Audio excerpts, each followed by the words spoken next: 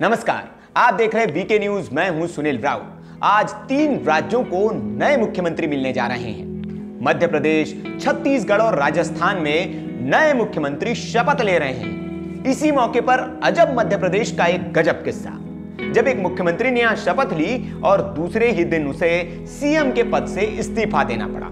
क्यों, क्या थी इसके पीछे की वजह और कौन थे वे? आज किस्सा कहानी में बात इसी पर। यह बात 80 के दशक की है, उस वक्त की जब पंजाब जल रहा था और दिल्ली बेबस होकर देख रही थी। पंजाब के जलने की वजह थी अलग खालिस्तान की मांग। अलग खालिस्तान के नाम पर जो खून खराबा मचा वो इतिहास की तारीखों में दर्ज है।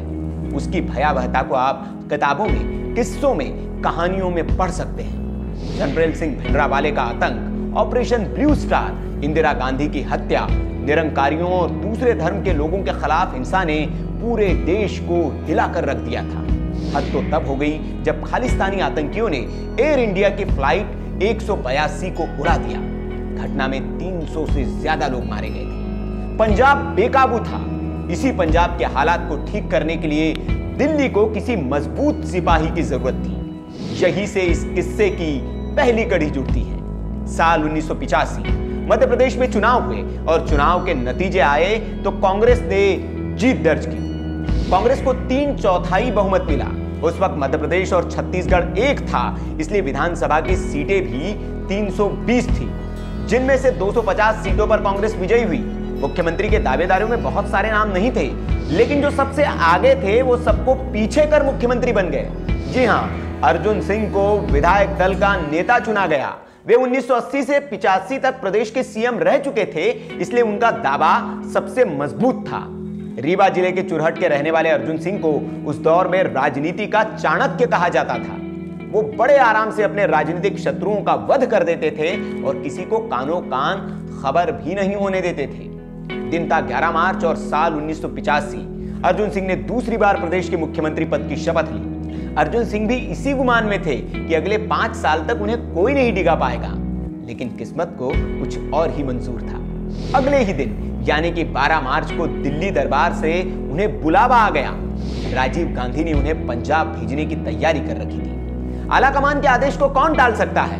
अर्जुन सिंह को न चाहते हुए राजीव गांधी की पेशकश को कबूल करना पड़ा और उन्हें 12 मार्च को मुख्यमंत्री पद से इस्तीफा देना पड़ा। उनकी जगह अभी के छत्तीसगढ़ के दुर्ग से आने वाले विधायक मोतीलाल वोरा को मुख्यमंत्री पद की शपथ दिलाई गई। अजीब संयोग है, आज भी छत्तीसगढ़ के जो सीएम शपथ ले रहे हैं वे भी दुर्ग जिले की पाटन से ही विधायक हैं। अर्जुन सिंह को पंजाब का राज्यपाल बनाकर भेजा गया और इस तरह से वे एक दिन के मुख्यमंत्री के तौर पर इतिहास में दर्ज हो गए। लेकिन पंजाब को शांत करने के बाद अर्जुन सिंह ने 3 साल बाद फिर राज्य की राजनीति में वापसी की और फरवरी 1988 में एक बार फिर से प्रदेश के मुख्यमंत्री बने।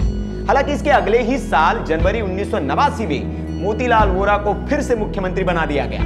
इस बार के विधानसभा चुनाव में अगर जीत जाते तो उनके बेटे अजय सिंह भी मुख्यमंत्री के दावेदार होते, लेकिन अपनी पिता की विरासत में मिली सीट चुरहट से वे चुनाव हार गए और मुख्यमंत्री की रेस से स्वतः ही बाहर हो गए।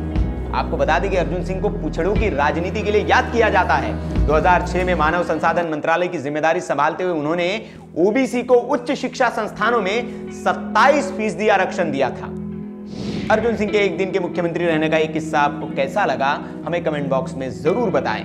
मध्य प्रदेश की राजनीति से जुड़े आपके पास भी कुछ रोचक किस्से हो तो हमें कमेंट बॉक्स में बता सकते हैं। उन पर हम किस्सा कहानी के अगले एपिसोड में स्टोरी कर आपको दिखा सकते हैं। और आप ऐसी ही किस्सा कहानी देखना चाहते हैं, पॉलिटिकल किस्से देखना चाहते हैं तो हमारे चैनल को सब्सक्राइब कर दीजिए और देखते रहिए वीके न्यूज। शुक्रिया।